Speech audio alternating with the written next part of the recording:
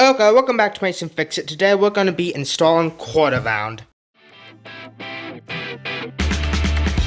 So to nail this down, you want to make sure it's flush up against it, and just kind of go out at an angle. Nice. There you go. And this one. Oh, good. So yours is not leaving as much mark as mine did. Oh, damn. Break time. Okay, so we found for the molding or on the quarter round to get held in the best is to shoot straight back into the SPAC molding, because going down there's kind of a gap and it doesn't really hold in. So we found that shooting it into the SPAC molding holds it in the best.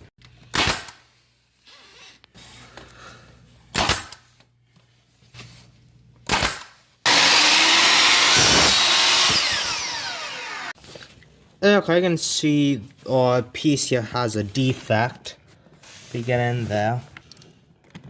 Some paper just so we don't scratch the phone. There we go. Okay, so to mark it, it's pretty straightforward. It's real easy on these end pieces. Okay, we actually got this whole room done, or mostly done quicker than I thought. Just these two end pieces are loose because we're not sure about, because we still need to do the trim here. So this one should go pretty quick. Now we just have this room to do. And break time.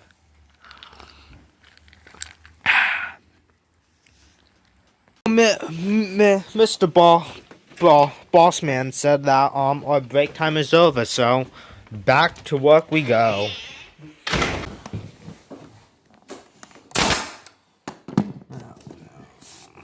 Okay, get my marker.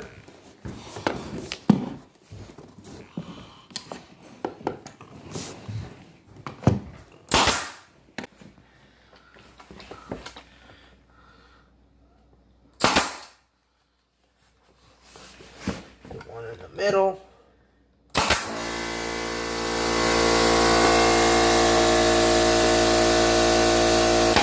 There we go.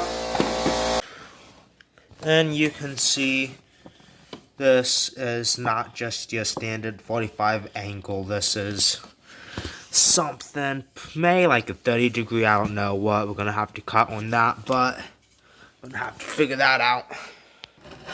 So we're gonna try to do two 30 degree angle pieces on the short test piece. Cool. Can you use a pencil to hold it if you don't want to get your fingers too close? Let's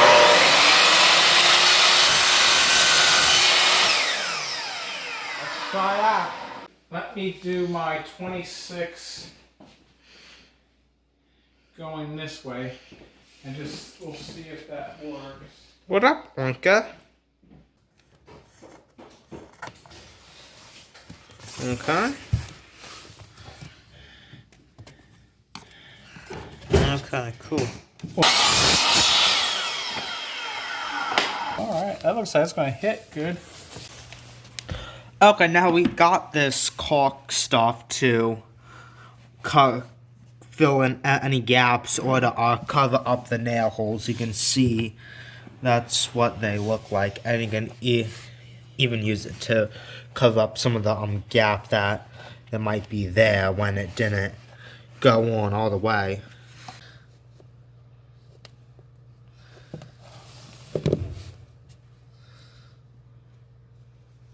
There we go. And well, our shitty saw did come with some nice holes to hold your pencils. And you can see I just tapped a little piece because that bottom wasn't cut right, and there's a gap there, and it's not perfect. You can still see where we cut that piece in it. The saw kind of chipped it off some, but at least there's not going to be a gap there.